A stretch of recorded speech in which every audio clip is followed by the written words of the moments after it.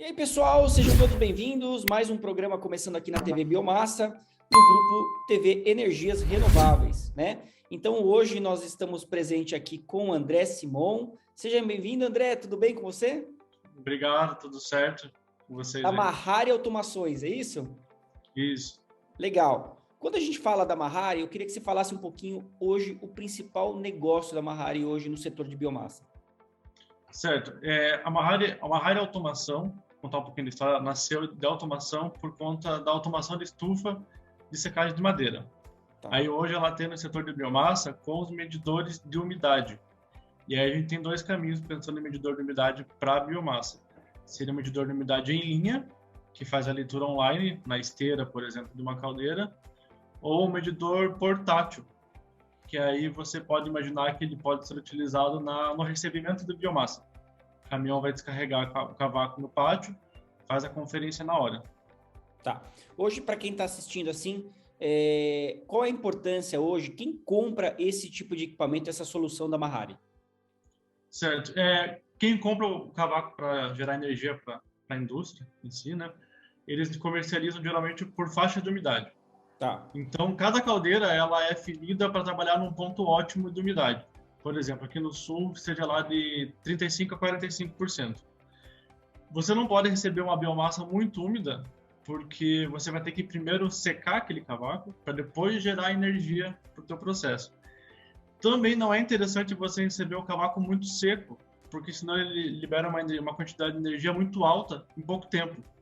Então, a importância do equipamento da Mahari hoje é para controlar a compra da biomassa. Porque como que acontece se você não tem um controle ali instantâneo, que nem um dos nossos equipamentos, o M75? Você tem que tirar uma amostra, você manda para um laboratório, esse resultado sai em 24 horas.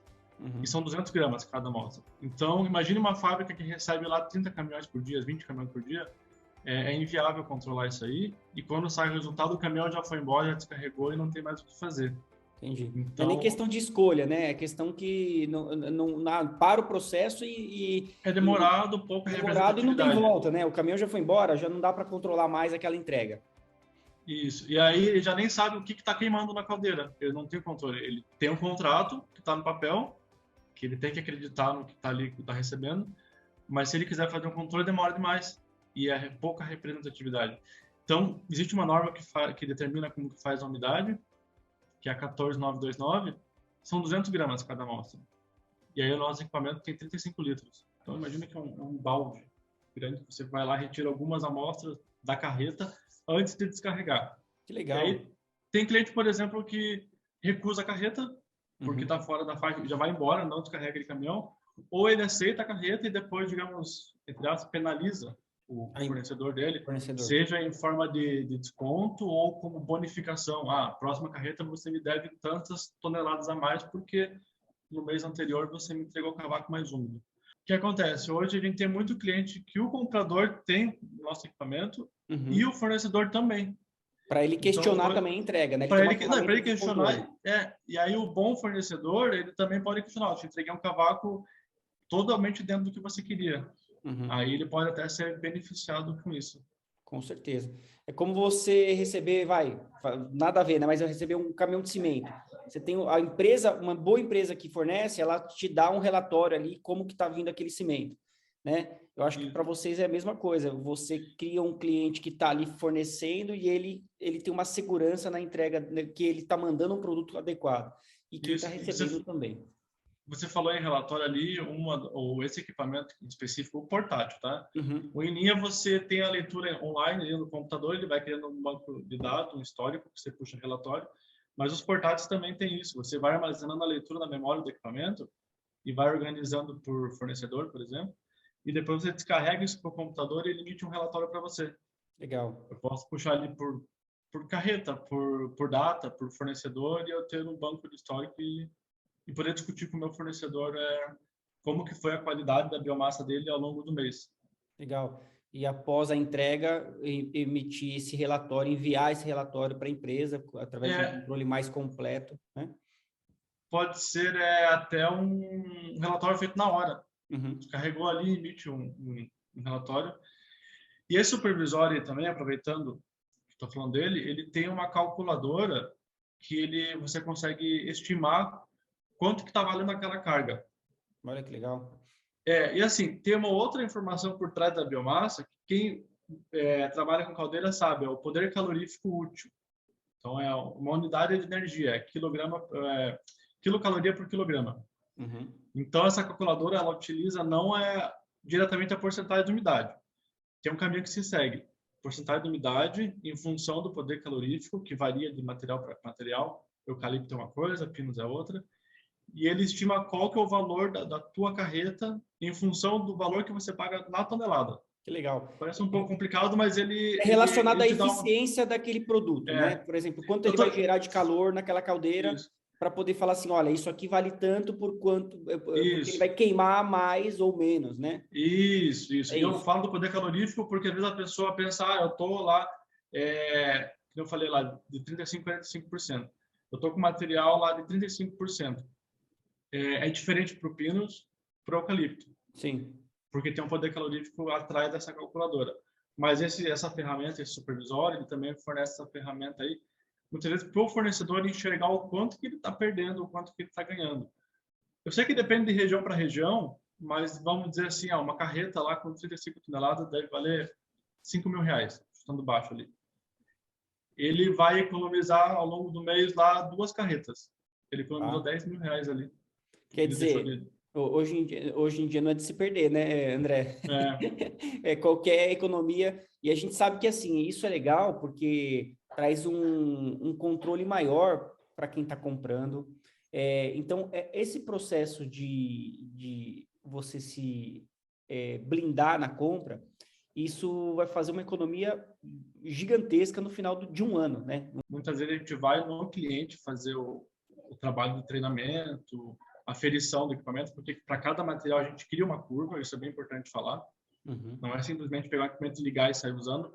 A gente faz uma curva para aquele equipamento, pro fornecedor do cliente, e aí libera para ele poder utilizar. Mas esses números aí eu não teria para te passar. Agora, assim, você tem, como falar aqui para a TV Biomassa, como tem sido o aumento do uso dos produtos da Mahari nos últimos anos, assim, nesse ano principalmente, assim? Você pode falar para a gente? Que nem eu te falei, número eu não tenho, mas eu sei que está crescendo exponencialmente, porque acaba sendo uma propaganda de boca em boca. Uhum. Tem muitas empresas grandes aqui, acho que não vou citar nomes, porque é uma entrevista ali, mas tem muitas empresas grandes, tem várias unidades, e uma acaba passando para outra. Sim. E outra coisa, empresas grandes geralmente compram 2 equipamentos. Se você tem um equipamento, você não tem nenhum, né? Se ele quebrar, você ficou sem, né? Então, geralmente, empresas grandes ali, até alimentícias, de bebidas, eles deixam um parado. Deixam um de backup, para quando tiver problema, a manutenção ou defeito, alguma coisa que tem que fazer, ele ter outro de reserva. E aí entra também os fornecedores. Uma coisa que eu observei é o seguinte, eu estou na Mahari faz 7 anos. Só do fato do comprador ter um equipamento, tá controlando a umidade do material, a biomassa já melhora. Que legal. Porque o pessoal olha que está tendo um controle. Eu vi assim até um tempo atrás que a indústria recebe muito investimento lá dentro, dão muita atenção, e a biomassa ficava um pouco escondida lá no fundo. Porque geralmente é no fundo da fábrica que fica a caldeira. Sim. Então parece o fundo de um restaurante que ninguém vê. Aí agora o pessoal tá investindo mais. E aí eu percebi isso, que como você tem um controle, você tem um equipamento, o pessoal está dando pelo material, então eu preciso dar uma olhada no que eu estou fornecendo. Com certeza. E assim, hoje a gente vê a importância da combinação das fontes renováveis, né? Como que você pessoalmente assim enxerga a matriz com biomassa no Brasil? Eu sou suspeito para falar, porque a minha formação, até é interessante divulgar aqui, o meu curso é Engenharia Industrial Madeireira. Então, eu sou formado em Engenharia Industrial Madeireira e desde a universidade a gente ouve falar de matrizes renováveis, energias renováveis. E assim, a vantagem do cavaco, da biomassa, para queima, que ela é considerada uma energia limpa, porque você queima e emite CO2, mas o fornecedor está lá plantando uma outra área para virar cavaco e ele está capturando CO2. Então, você emite e você captura, você emite e você captura. Diferente de outros combustíveis, como, por exemplo, fóssil, que você só emite E e não aí depois captura. você não tem o controle. Outro ponto importante que eu observo, surgiu uma indústria numa cidade. Automaticamente, ao redor, começa a aparecer um monte de fornecedor.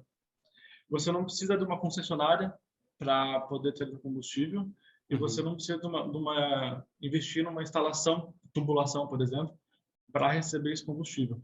Então, você está lá, surgem fornecedores, tem concorrência para você poder brigar pelo preço e tem todo esse apego ali, que é uma energia mais limpa do que um combustível fóssil, por exemplo. Legal, que legal. É isso é importante a gente mostrar aqui na TV Biomassa, porque muita gente às vezes não entende esse ciclo, né? Esse É, ecossistema.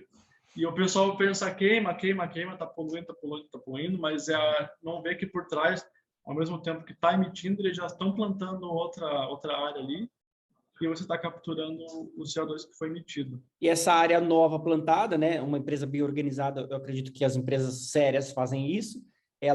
Essa área ela serve então para captar esse CO2 e também daqui a pouco ela vai servir também Isso, como combustível para fornecer a biomassa exatamente. novamente. Então vira quase, não vamos falar que é um ciclo fechado porque não é, mas quase um ciclo fechado ali que você emite, captura, emite, captura, emite, captura. Aí quando ele chega quando ele começa a fazer a colheita da árvore, transforma em cavaco. Dali uns anos ele começa a colher aquela que ele plantou lá no começo, quando ele Sim. começou a mandar para o fornecedor. Legal. Então, pessoal, hoje a gente conheceu um pouquinho da Mahari, muito legal saber um pouquinho o que vocês oferecem no mercado. Quero fazer um convite aqui mais vezes para vocês aparecerem aqui na TV Biomassa. É um prazer aqui receber as pessoas do mercado, né? E saber um pouquinho o que elas oferecem, como que anda o mercado de biomassa no Brasil, que é um Brasil tão grande para oferecer tantas possibilidades para a gente compor uma matriz mais equilibrada. É isso, né, André? Isso aí. Bacana. Então tá bom, pessoal. Então a gente vai ficando por aqui. André, obrigado pela sua participação. Um abraço para toda a equipe e nos vemos no próximo vídeo.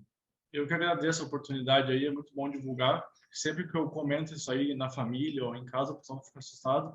Então, acho que essa entrevista vai ter um alcance bem grande aí. Tá joia. Abraço, pessoal. Abraço, até mais.